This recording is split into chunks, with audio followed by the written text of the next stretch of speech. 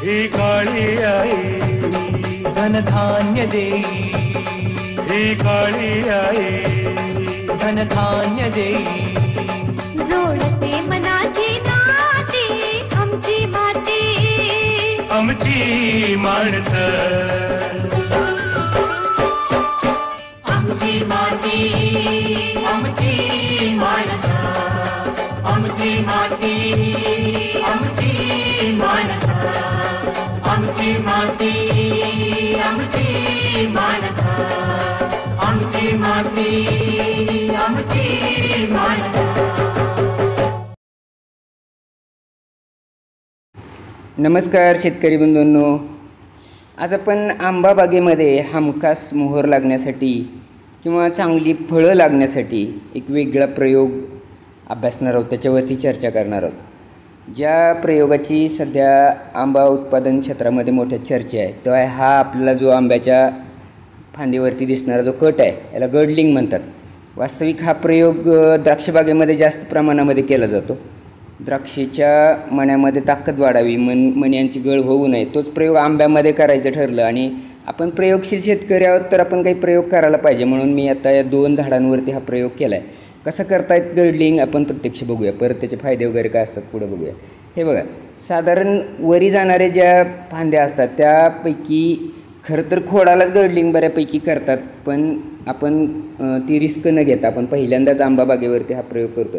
इतर देशामध्ये किंवा काही प्रयोगशील शेतकऱ्यांनी हा प्रयोग केल्यानंतर तो सक्सेसफुल पण झाला आहे.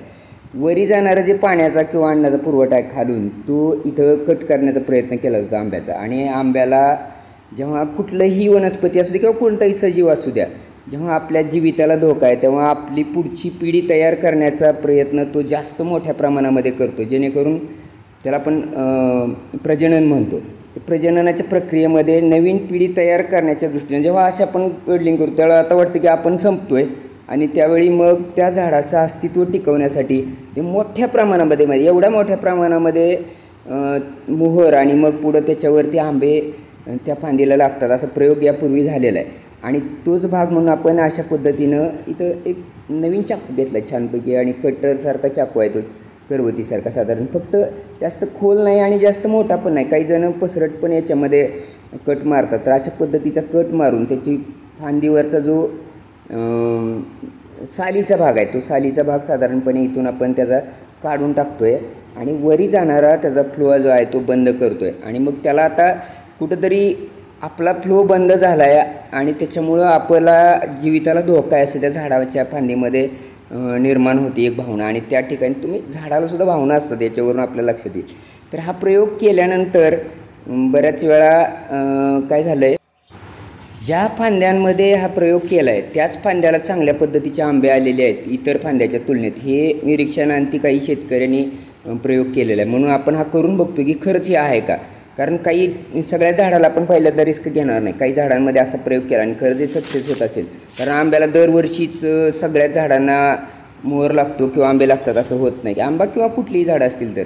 त्यामुळं हमखास मोहर जर ह्या प्रयोगानंतर येणार असेल तर आपल्याला पुढं हा प्रयोग मोठ्या प्रमाणावरती करायला काय हरकत नाही. साधारण सप्टेंबर किंवा ऑक्टोबर महिन्यामध्ये जेव्हा मोहर याची चाहूल लागते त्या कालावधीत हा प्रयोग आंब्याच्या झाडावरती, हा मी 2 झाडाला केला इथं तुम्ही बघताय बघा, हा आपण आणि अजून एक दुसऱ्या झाडाला पण आपण 2 ठिकाणी 2 फांद्यावरी जाणारे जे आहेत त्यांना हा प्रयोग केलेला आहे. सगळ्यांनी करावं का माझं म्हणणं अजिबात नाही, सगळ्या झाडाला करावं का अजिबात नाही. काही झाडाला करून बघून जर 100% ज्या याच्यामध्ये गडलिंग केल्यानंतर उपयोग झालेला आहे त्याच्यामध्येच हा प्रयोग आपण करायला हरकत नाही. त्याच्यानंतर आपल्याला फांद्यांमध्ये मोहर दिसेल किंवा काय होतं आहे हे आपण पुढं बघूया आणि त्याच्यानुसार मग पुढच्या वर्षीचा निर्णय घेऊया. मी त्याचाही व्हिडिओ पुढं जाऊन अपलोड करील. याचा अजून कोणाला जास्त अभ्यास असेल तर आपण व्हिडिओच्या खाली नक्की कमेंट करा किंवा इतर आपल्या शेतकरी बांधवांना त्याचा फायदा होईल अशा पद्धतीनं मार्गदर्शन करत चला. नाही वेगळा प्रयोग आहे, तुम्ही असे वेगळे प्रयोग करत असाल तेही मेन्शन करा, खाली टाकत चला, बघू काय होतं. हां, इथं काळजी घेणं गरजेचं आहे. आता इथं बोर्ड वगैरे लावणं गरजेचं आहे, इथूनच दुसरी कीड वगैरे लागू नये हा पण भाग आहे. त्यामुळं गडलिंगचा हा प्रयोग कसा काय सक्सेस होतो आहे की नाही हे आपण यावर्षी बघूया आणि मग पुढच्या वर्षी मात्र जोरात ह्याच्यावरती काम करायला काय हरकत नाही आहे. मोहर लागायचे दिवस आहेत, आपण सगळे शेतकरी वाट बघतोय, थंडी काय पडत नाही, तरी पण बघूया या वर्षीच्या या सीझनला सगळ्याला शुभेच्छा.